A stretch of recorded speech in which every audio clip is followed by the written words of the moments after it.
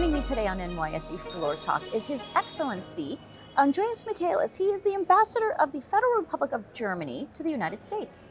Ambassador, wonderful to have you here. Thanks for joining me today. Thank you very much. Thanks for having me. Very happy to be here.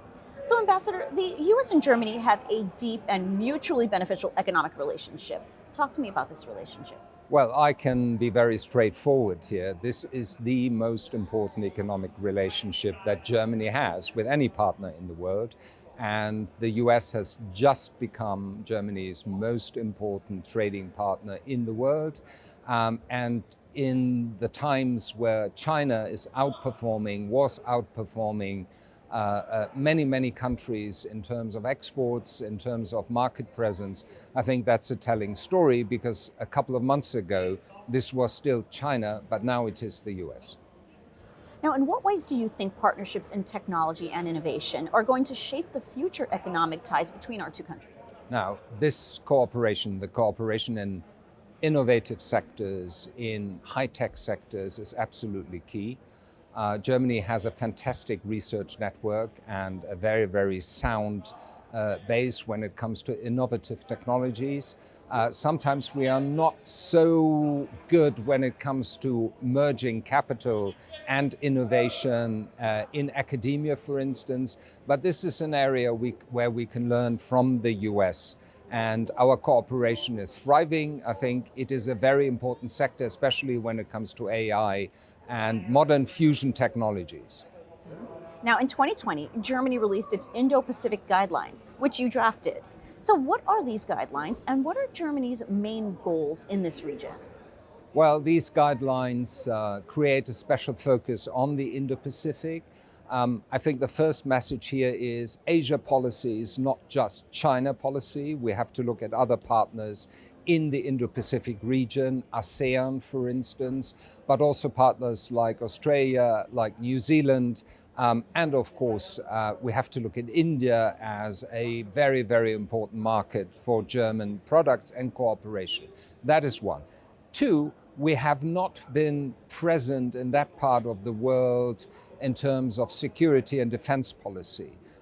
Now, yesterday, I could say hello and at the same time farewell to two German Navy ships that will now take part, that are on their way into the Pacific and will take part in RIMPAC exercise in Hawaii.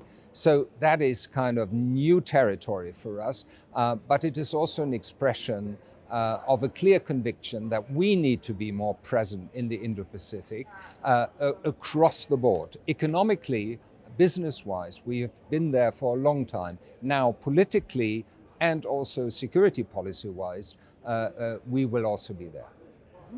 Now, Berlin is hosting the upcoming Ukraine Recovery Conference. What are Germany's top priorities for this event? Well, we have to increase business activity of private actors in Ukraine, for instance. That is an area that is very important. If you look at Ukraine today, you find quite a number of German companies that invested in Ukraine before the start of the war. Not all of them moved out, many stayed. And there are even German companies that started investment in Ukraine in the course of the current war after the aggression of Russia. And I think what we would like to achieve is to give a new stimulus to the Ukrainian economy that very much suffers under the present conditions. Germany focuses on improving the air defense capacity of the Ukrainian forces. That is not just key in military terms, but also in business and economic terms, because you need that protection if there is to be meaningful business activity in Ukraine. I think roughly you can say that the Ukrainian budget, half of it is devoted to the war effort and half of it is a budget that caters to the normal needs of running a country. So we have to broaden the income base of this economy if we want to achieve the resilience that is necessary to not lose a war that is crucial for the security and future of Europe. Right, well, Ambassador, it is wonderful to talk with you. Thanks for joining me on Floor Talk today. Thank you very much. A pleasure.